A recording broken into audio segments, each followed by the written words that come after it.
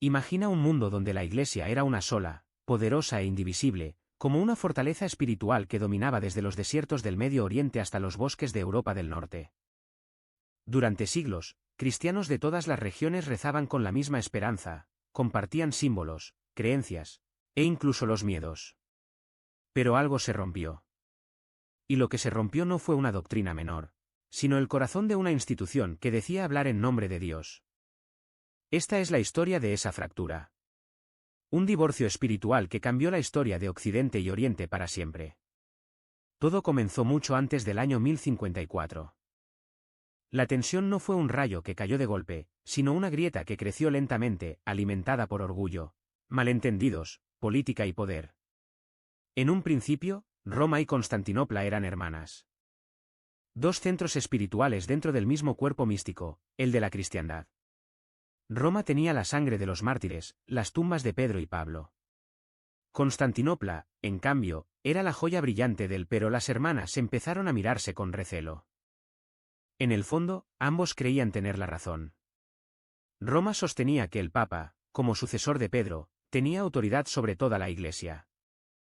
Constantinopla, sin embargo, defendía una idea distinta, que el poder debía compartirse entre los 5 patriarcas originales, Roma, Constantinopla, Antioquía, Jerusalén y Alejandría, como columnas de una misma fe. Y aquí empezó a gestarse el conflicto. No era solo una discusión teológica. Era una disputa sobre quién debía mandar. Y cuando el poder entra en juego, incluso lo sagrado puede pudrirse por dentro. Las diferencias no eran solo jerárquicas, sino también culturales. En Occidente se hablaba latín, en Oriente se hablaba griego. En Occidente se priorizaba la ley, en Oriente la contemplación. Mientras los monjes latinos estudiaban a Agustín, los orientales se sumergían en los misterios de los padres capadocios. Hasta el arte hablaba otro idioma. En Roma se pintaban crucifijos sangrantes. En Constantinopla, rostros serenos sobre fondos dorados. Dos maneras de entender el dolor, la salvación y la divinidad. Dos iglesias que empezaban a alejarse sin saber que ya estaban en caminos distintos. Pero el quiebre no se consumó hasta que un detalle teológico encendió el fuego final, el famoso filioque. ¿Procede el Espíritu Santo solo del Padre, como decía el credo original, o también del Hijo, como Roma empezó a proclamar? Parece un detalle técnico. Pero en el fondo, ese pequeño cambio reflejaba algo más profundo. La voluntad de Roma de modificar unilateralmente un dogma sin consultar a las demás iglesias. Para Constantinopla, fue un acto de arrogancia. Para Roma, una corrección necesaria. Pero ambas dejaron de escucharse y empezaron a acusarse. Los emperadores también jugaron su parte. En Oriente, el poder político y religioso iban de la mano. El emperador era el protector de la fe, y muchas veces el que decidía los temas del concilio. En Occidente, el Papa se fue haciendo independiente, hasta el punto de coronar a emperadores como Carlomagno y desafiar reyes. Así, mientras en Oriente la Iglesia era parte del imperio, en Occidente la Iglesia quería ser un imperio por sí sola. El choque era inevitable. Dos modelos distintos de relación entre fe y poder que ya no podían convivir. Y entonces llegó el momento que partió la historia en dos. En el año 1054, el Papa de Roma y el Patriarca de Constantinopla se excomulgaron mutuamente. Sí, como si dos hermanos se gritaran que ya no son familia, y se dieran la espalda para siempre. Fue un acto simbólico, pero devastador. El gran cisma. Lo que alguna vez fue una sola iglesia, ahora se convirtió en dos: la Iglesia Católica Romana y la Iglesia Ortodoxa Oriental. No fue un simple desacuerdo, fue una herida que aún sangra 1000 años después. Pero lo más sorprendente es que esta división no se sintió de golpe entre los creyentes. Muchos campesinos, comerciantes y hasta sacerdotes siguieron rezando como siempre, sin entender por qué, de repente, sus oraciones ya no iban al mismo cielo. La ruptura fue más política y teológica que espiritual, al menos al principio. Pero con el tiempo, las diferencias se endurecieron, y los puentes que antes se cruzaban con facilidad fueron reemplazados por muros de silencio y sospecha. Spinoza, siglos después, miraría este tipo de disputas con asombro filosófico. Para él, las guerras de religión eran absurdas. No porque no creyera en Dios, sino porque entendía que el verdadero Dios no cabe en los pleitos humanos. ¿Qué sentido tiene dividir al infinito? Se preguntaría. ¿Cómo es posible que quienes predican el amor y la unidad se dediquen a separarse en bandos, a golpe de dogma y excomunión? Desde su visión racionalista y panteísta, todo esto era un teatro del ego humano usando ropajes divinos. Y así comenzamos esta travesía hacia los orígenes de la división más famosa del cristianismo. Lo que viene a continuación es una historia de intrigas, poder y también dolor. Porque cuando la fe se convierte en bandera, y la religión en arma, lo sagrado se convierte en campo de batalla. No te vayas. Lo que estás a punto de descubrir va a cambiar la forma en que ves la historia de la Iglesia. Y quizás, también la forma en que entiendes la fe. Imagina un mundo donde la Iglesia era una sola, poderosa e indivisible, como una fortaleza espiritual que dominaba desde los desiertos del Medio Oriente hasta los bosques de Europa del Norte. Durante siglos, cristianos de todas las regiones rezaban con la misma esperanza, compartían símbolos, creencias, e incluso los miedos. Pero algo se rompió. Y lo que se rompió no fue una doctrina menor, sino el corazón de una institución que decía hablar en nombre de Dios.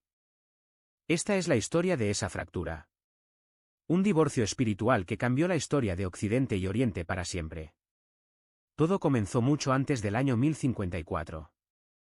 La tensión no fue un rayo que cayó de golpe, sino una grieta que creció lentamente, alimentada por orgullo, malentendidos, política y poder. En un principio, Roma y Constantinopla eran hermanas. Dos centros espirituales dentro del mismo cuerpo místico, el de la cristiandad. Roma tenía la sangre de los mártires, las tumbas de Pedro y Pablo. Constantinopla, en cambio, era la joya brillante pero las hermanas empezaron a mirarse con recelo. En el fondo, ambos creían tener la razón. Roma sostenía que el Papa, como sucesor de Pedro, tenía autoridad sobre toda la Iglesia. Constantinopla, sin embargo, defendía una idea distinta, que el poder debía compartirse entre los 5 patriarcas originales, Roma, Constantinopla, Antioquía, Jerusalén y Alejandría, como columnas de una misma fe. Y aquí empezó a gestarse el conflicto. No era solo una discusión teológica. Era una disputa sobre quién debía mandar. Y cuando el poder entra en juego, incluso lo sagrado puede pudrirse por dentro. Las diferencias no eran solo jerárquicas, sino también culturales. En Occidente se hablaba latín, en Oriente se hablaba griego. En Occidente se priorizaba la ley, en Oriente la contemplación. Mientras los monjes latinos estudiaban a Agustín, los orientales se sumergían en los misterios de los padres capadocios. Hasta el arte hablaba otro idioma. En Roma se pintaban crucifijos sangrantes. En Constantinopla, rostros serenos sobre fondos dorados. Dos maneras de entender el dolor, la salvación y la divinidad. Dos iglesias que empezaban a alejarse sin saber que ya estaban en caminos distintos. Pero el quiebre no se consumó hasta que un detalle teológico encendió el fuego final, el famoso filioque. ¿Procede el Espíritu Santo solo del Padre, como decía el credo original, o también del Hijo, como Roma empezó a proclamar? Parece un detalle técnico. Pero en el fondo, ese pequeño cambio reflejaba algo más profundo. La voluntad de Roma de modificar unilateralmente un dogma sin consultar a las demás iglesias. Para Constantinopla, fue un acto de arrogancia.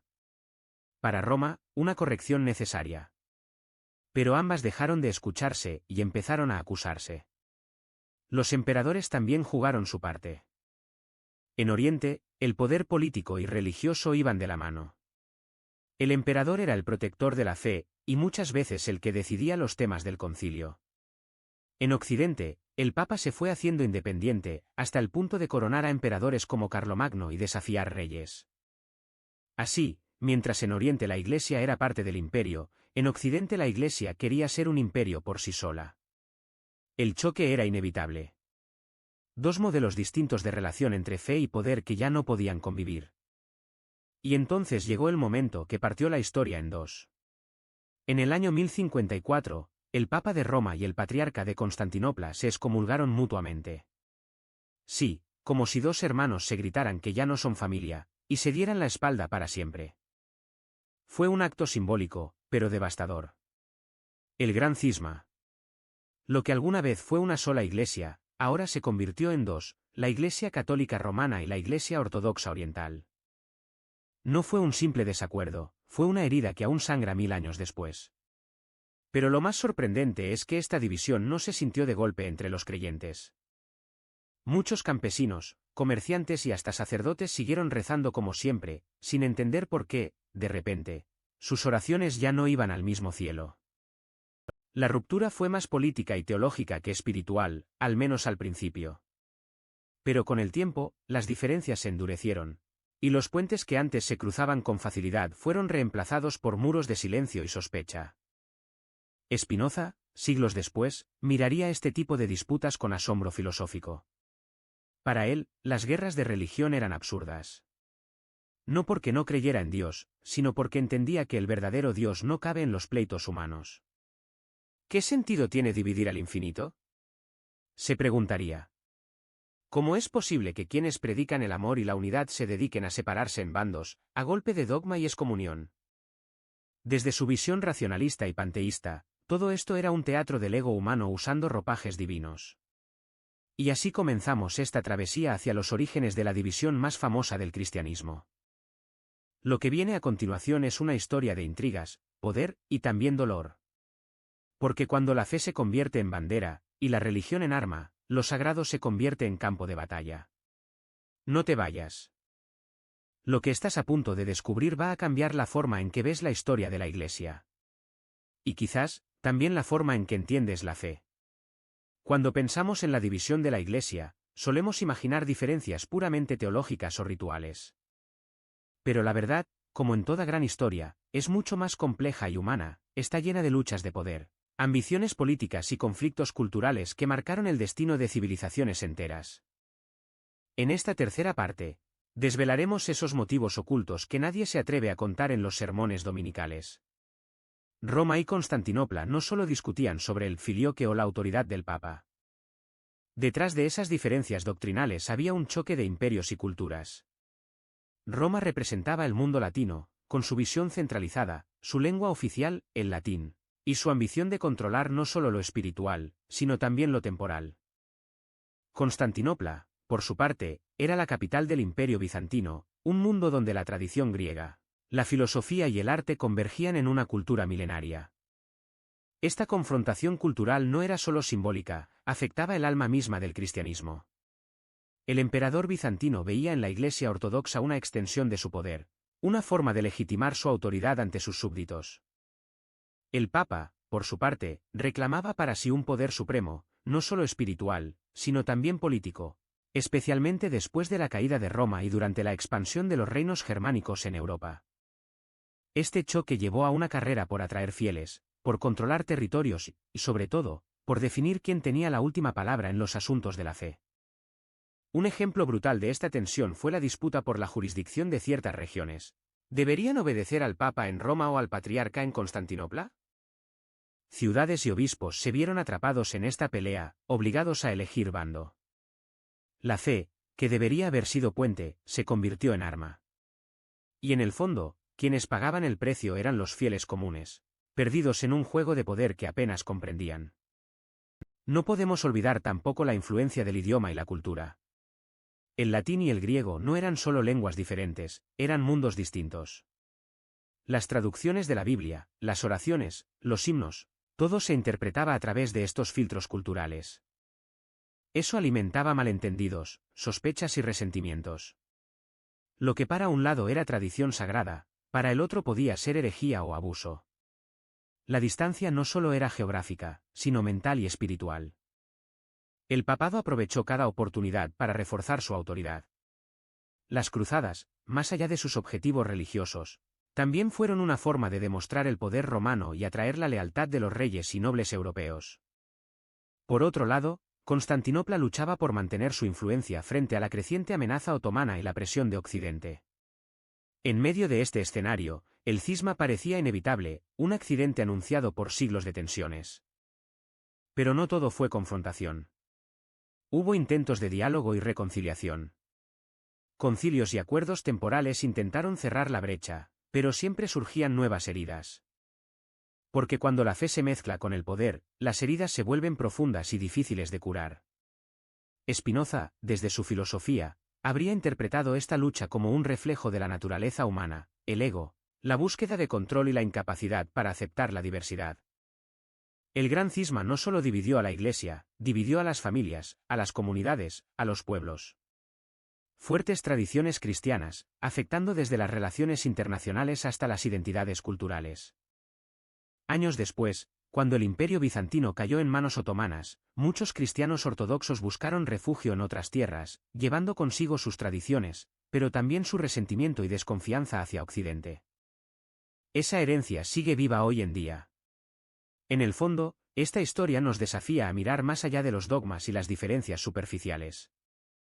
Nos invita a reflexionar sobre cómo el poder puede corromper incluso a lo más sagrado, y cómo la verdadera fe debería ser un camino de unión, no de división.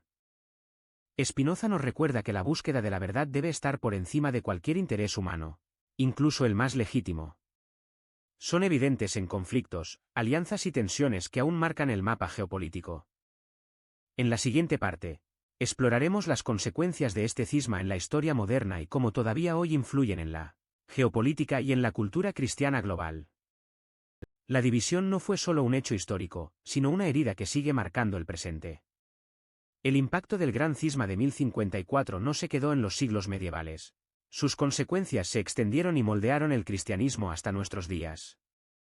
En esta cuarta entrega, nos sumergiremos en cómo esta división configuró no solo la religión, sino también la política, la cultura y las identidades nacionales en Europa y más allá. Después de la ruptura, la Iglesia Católica Romana y la Iglesia Ortodoxa Oriental siguieron caminos separados, desarrollando tradiciones litúrgicas, teológicas y organizativas distintas. La Iglesia Romana, con el Papa en Roma como cabeza suprema, consolidó su influencia en Europa occidental, extendiéndose con firmeza hacia el norte, oeste y sur. Mientras tanto, la Iglesia Ortodoxa mantuvo su fuerza en el este, especialmente en Grecia, Rusia y los Balcanes, adaptándose a las circunstancias del Imperio bizantino, luego, del Imperio otomano. Esta separación contribuyó a definir identidades nacionales y culturales. Por ejemplo, en Rusia, la Iglesia Ortodoxa se convirtió en un pilar de la identidad eslava, fusionándose con el poder del zar y creando un modelo de cristianismo muy vinculado a la nación y la cultura local. En cambio, Europa occidental experimentó el auge de la Iglesia católica, que fue un motor fundamental en la formación de reinos, imperios y en la expansión colonial. Pero esta división no solo fue religiosa, también tuvo un impacto político profundo. Los enfrentamientos entre las dos iglesias reflejaban las tensiones entre sus respectivos poderes territoriales.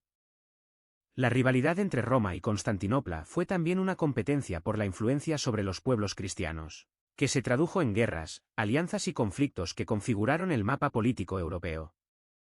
Las cruzadas, aunque originalmente planteadas para recuperar Tierra Santa, fueron también un reflejo de esta rivalidad, con la Iglesia Católica organizando expediciones militares que a veces chocaban con intereses bizantinos. Esta dinámica añadió un nivel de complejidad a las relaciones entre Oriente y Occidente que todavía repercute en la política internacional y religiosa. Además, el cisma influyó en las relaciones entre cristianos y otras religiones. Por ejemplo, la Iglesia Ortodoxa, bajo dominio otomano, tuvo que coexistir con el Islam durante siglos, desarrollando formas únicas de convivencia y resistencia cultural. Mientras tanto, la Iglesia Católica buscó expandirse y consolidarse, a veces en conflicto directo con otras confesiones y culturas. El cisma también abrió la puerta a nuevas corrientes religiosas y movimientos que desafiaron ambas tradiciones principales. La Reforma protestante en el siglo XVI fue en parte una reacción a la centralización del poder en Roma y a las fallas internas de la Iglesia Católica. Si bien la Reforma no estaba directamente relacionada con el cisma, las divisiones y tensiones previas crearon un contexto en el que nuevas rupturas religiosas fueron posibles. Spinoza, aunque siglos después, observaría esta complejidad con su mirada crítica y filosófica. Su filosofía racionalista y panteísta ofrecía una alternativa a las divisiones religiosas basadas en interpretaciones literales y dogmáticas. Para él, la unidad no se encontraba en las estructuras humanas sino en la comprensión de Dios como naturaleza, una sustancia infinita que todo lo abarca y unifica. Esta idea radical desafiaba no solo a la Iglesia católica, sino también a la ortodoxa y a todas las religiones fragmentadas por disputas humanas. Spinoza proponía una visión de la divinidad que trascendía las fronteras terrenales y las divisiones de poder. Su pensamiento invita hoy a una reflexión profunda sobre la posibilidad de reconciliación y unidad en un mundo fragmentado. Sin embargo, la herencia del gran cisma todavía pesa. En la actualidad, las iglesias católica y ortodoxa mantienen diferencias teológicas y rituales significativas, aunque hay esfuerzos ecuménicos para promover el diálogo y la cooperación. Estas diferencias reflejan siglos de historia, cultura y política que no se resuelven fácilmente. Enseñanzas podemos extraer de esta historia para un mundo que sigue buscando unidad y sentido. Más allá de lo religioso, el cisma influye en la política de países con los legados de esta división en la próxima parte. Abordaremos cómo este cisma y sus consecuencias se reflejan en la sociedad actual. Imperio bizantino, donde el cristianismo se vestía con oro, incienso y sabiduría griega. ¿Qué imperio bizantino, donde el cristianismo se vestía con oro, incienso y sabiduría griega?